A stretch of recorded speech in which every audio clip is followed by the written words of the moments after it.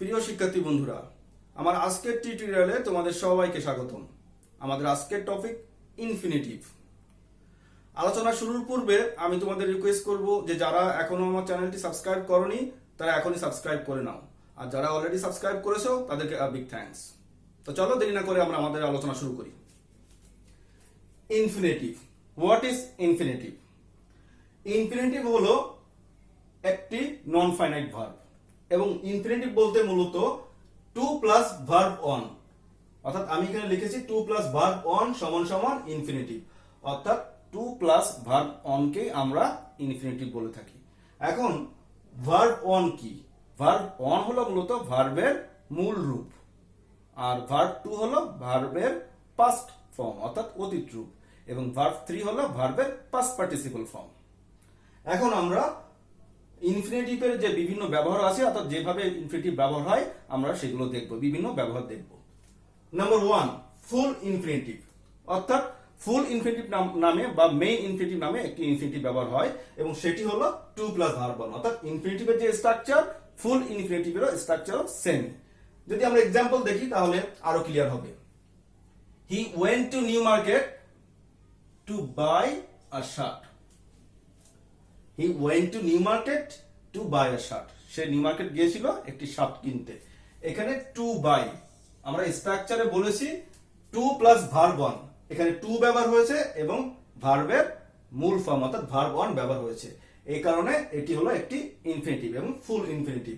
এখানেও কিন্তু টু ব্যবহার হয়েছে, কিন্তু খেয়াল করে দেখো এখানে যে টু ব্যবহার হয়েছে এর পরে কিন্তু নিউ মার্কেট অর্থাৎ একটি নাউন ব্যবহার হয়েছে, কিন্তু এখানে কিন্তু টু এর পরে ভার্ব ব্যবহার হয়েছে। এটি হলো ইনফিনিটিভের বিশেষ বৈশিষ্ট্য, অর্থাৎ টু প্লাস ভার্ব হবে অর্থাৎ ভার্ব অন হবে। এখন number two, bare infinitive. Bare infinitive নামে আরেকটি ইনফিনিটিভ রয়েছে। এখানে বেয়ার বলতে মূলত উজ্জ বোঝাচ্ছে। আমি এখানে লিখেছি টু উজ্জ থাকবে, অর্থাৎ বেয়ার ইনফিনিটিভের ক্ষেত্রে কিন্তু টু উজ্জ থাকবে। সেটি আবার কেমন আমরা এক্সাম্পলে দেখি। নাম্বার ওয়ান, বিড হিম গো দেয়ার। বিড হিম গো দেয়ার, এখানে আমি একটি সেন্টেন্স লিখেছি বিড হিম গো দেয়ার। এখানে যে গো ভার্বটি ব্যবহার হয়েছে এটি এখানে বেয়ার ইনফিনিটিভ। এখানে মূলত সেন্টেন্সটি হলো বিড হিম টু গো দেয়ার, কিন্তু এখানে টু উজ্জ থাকে সাধারণত, এই জন্য এটাকে বেয়ার ইনফিনিটিভ বা উইদাউট ইনফিনিটিভ আমরা বলে থাকি। আরেকটি এক্সাম্পল আমরা দেখি, let him speak. Let him speak, তাকে বলতে দাও।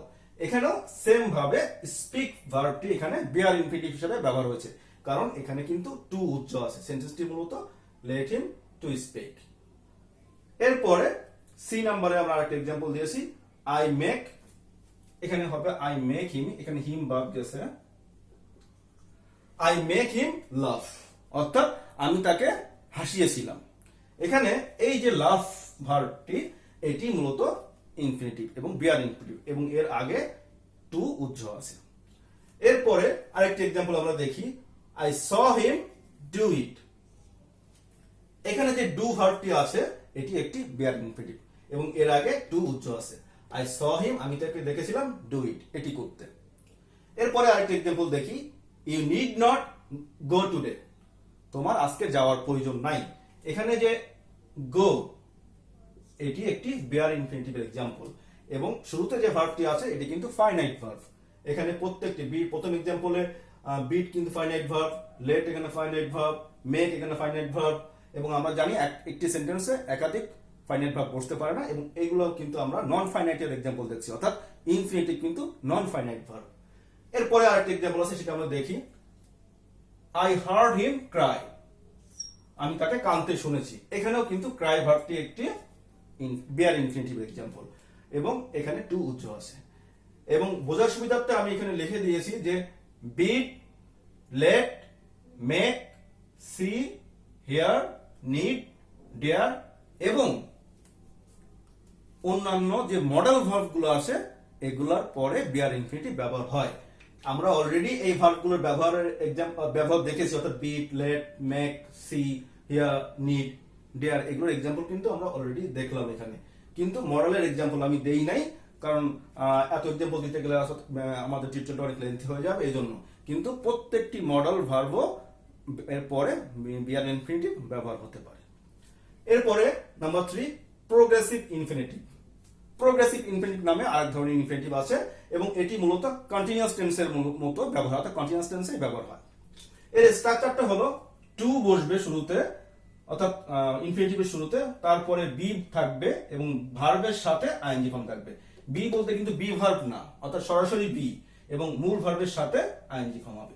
আমরা এটিকে কিছু এক্সাম্পল দেখি, তাহলে আমাদের ধারণা আরো ক্লিয়ার হবে। প্রোগ্রেসিভ ইনফিনিটিভের এক্সাম্পল হলো it is nice to be sitting with you. It is nice to be sitting with you. এখানে to be sitting with you আমরা যে প্রোগ্রেসিভ ইনফিনিটিভ যে স্ট্রাকচার দিয়েছি, অর্থাৎ টু প্লাস বি প্লাস ভার্বের সাথে আইএনজি, এখানে কিন্তু সেটি ব্যবহার হয়েছে, এই জন্য এটি প্রোগ্রেসিভ ইনফিনিটিভের এক্সাম্পল। এরপরে আমরা নাম্বার 4 এ পারফেক্ট ইনফিনিটিভ নামে আরেকটি ইনফিনিটিভের সম্পর্কে জানবো।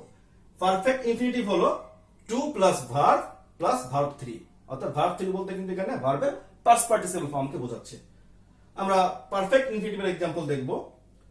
Sorry to have disturb you.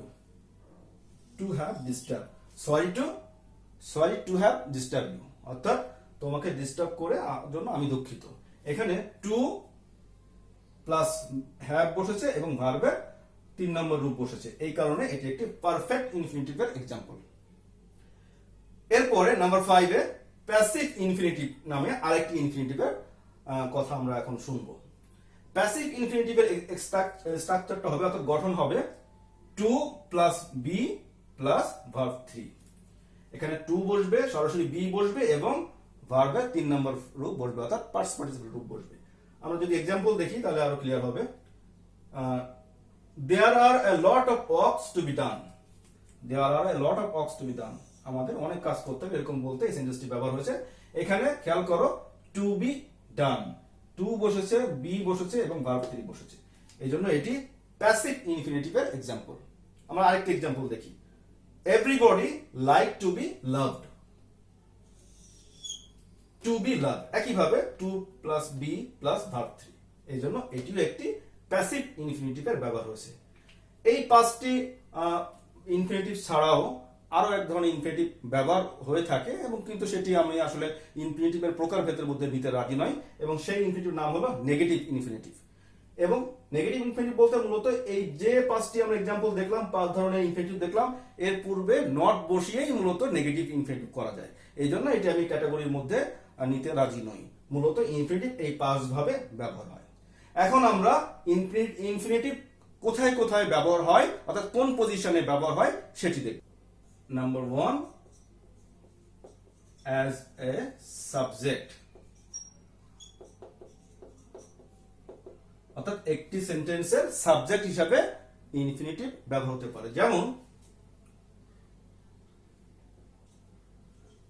Two এর ইজ হিউম্যান। টু এর ইজ হিউম্যান, এখানে টু এর বলতে বোঝাচ্ছে ভুল করা, হলো ভুল করা, ভুল মাত্রই মানুষ বা মানুষ মাত্রই ভুল করে, এটি বোঝাচ্ছে। এই কারণে এখানে টু এর, এবং এটি ইনফিনিটিভ ব্যবহার, যেহেতু টু প্লাস ভার্ব এবং এটি সাবজেক্ট পজিশনে বসেছে, অর্থাৎ সাবজেক্ট পজিশনে কিন্তু নাউন বসে, এই জন্য মূলত এখানে এটি সাবজেক্ট হিসেবে ব্যবহার হয়েছে। এরপরে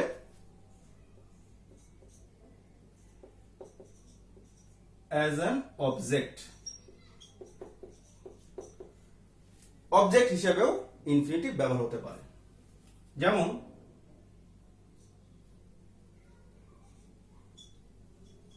I want to go home,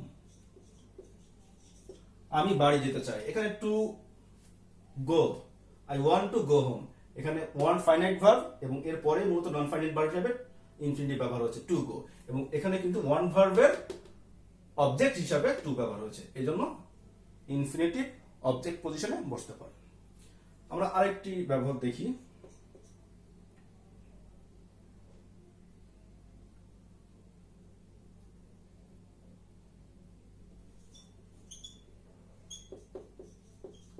object এর কমপ্লিমেন্ট, অবজেক্টের কমপ্লিমেন্ট হিসাবে ইনফিনিটিভ ব্যবহার হতে পারে। যেমন I advise him to leave the job. I advise him to leave the job. এখানে to leave মূলত এখানে যে হিম অবজেক্টটি আছে সেটির কমপ্লিমেন্ট হিসাবে ব্যবহার হয়েছে। I advise him to leave the job. এভাবে এই তিন পজিশনে ইনফিনিটিভ ব্যবহার হতে পারে। এছাড়া লিঙ্কিং ভার্বের কমপ্লিমেন্ট হিসাবেও মূলত ইনফিনিটিভ ব্যবহার হয়ে থাকে। তো এই ছিল মূলত ইনফিনিটিভ সম্পর্কে আমাদের আলোচনা। আমি আশা করছি যে তোমরা সহজেই ইনফিনিটিভ বুঝতে পেরেছো। এবং সংক্ষেপে আমি যদি বলি তাহলে ইনফিনিটিভ সম্পর্কে বলবো যে টু প্লাস ভার্বের মূল ফর্ম থাকলেই সেটি মূলত ইনফিনিটিভ। এছাড়া আমি অন্যান্য ব্যবহার তো দেখেছি। সো আশা করছি তোমাদের ইনফিনিটিভ চিনতে আর সমস্যা হবে না। That's all for today. Thank you.